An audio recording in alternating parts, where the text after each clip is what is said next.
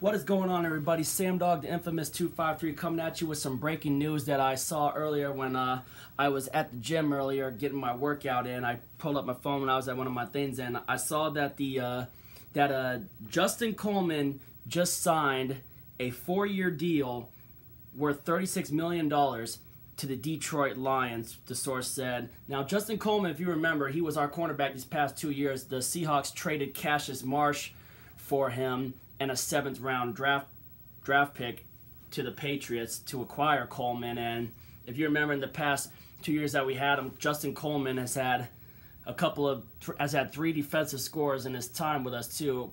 If you remember that pick 6 against the Indianapolis Colts in 2017, and then of course the pick 6 against the Cowboys where he jumped on Christmas Eve in 2017, where he jumped into the Salvation Army killing. And also he had the scoop and score last season against the Minnesota Vikings. Coleman did all right with his time here too, but I'll be real, I had him as, for when I saw he was going to be a free agent, I had him as one of the guys that I did not think we were going to bring back to the Hawks because of the other deals that we got with him and J.R. Sweezy. And then, of course, when we re-signed Akeem Kane to that $1.4 million deal, that kind of said something that Coleman's future with us was going to be unsure, and who knew what was going to happen. But now we got the answer with Justin Coleman going to sign with Detroit Lions. And then also another thing I want to touch up on in this deal is the possibility and most likeliness that when we were trying to hit Frank Clark with that franchise tag, that Frank Clark is most likely going to hold out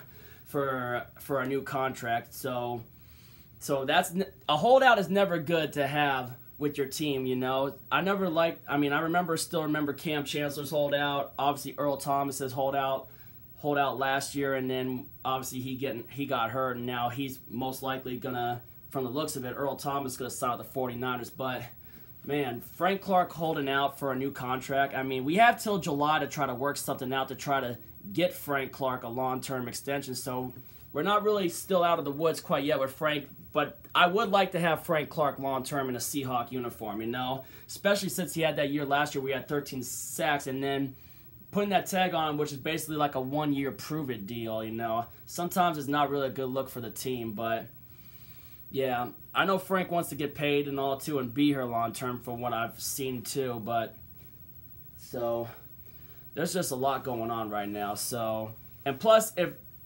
teams could still try to put up an offer to trade for Frank Clark too, but if we were to trade Frank Clark since we put the non-exclusive franchise tag on him, if we were to make the trade and any team was going to try to come after Frank, they would have to give us 2 first-round draft picks for Frank Clark.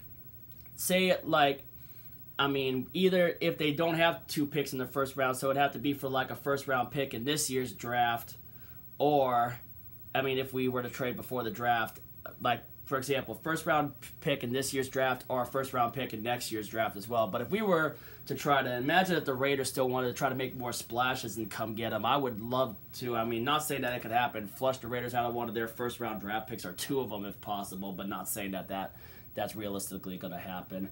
But anyway, so that's Seahawks news right now. I'll give you guys the free agency update with what else is going on, because there are a lot of big splashes going on here. So I just wanted to drop the Seahawks news right now. So make sure to like, subscribe, ring the bell for notifications, and don't forget to drop your thoughts in the comments on what's been going on with your thoughts on Coleman leaving us and the whole Frank Clark holdout thing coming up. So I'll be back in a little bit. So if you ain't with it, you ain't infamous. And as always, go Seahawks.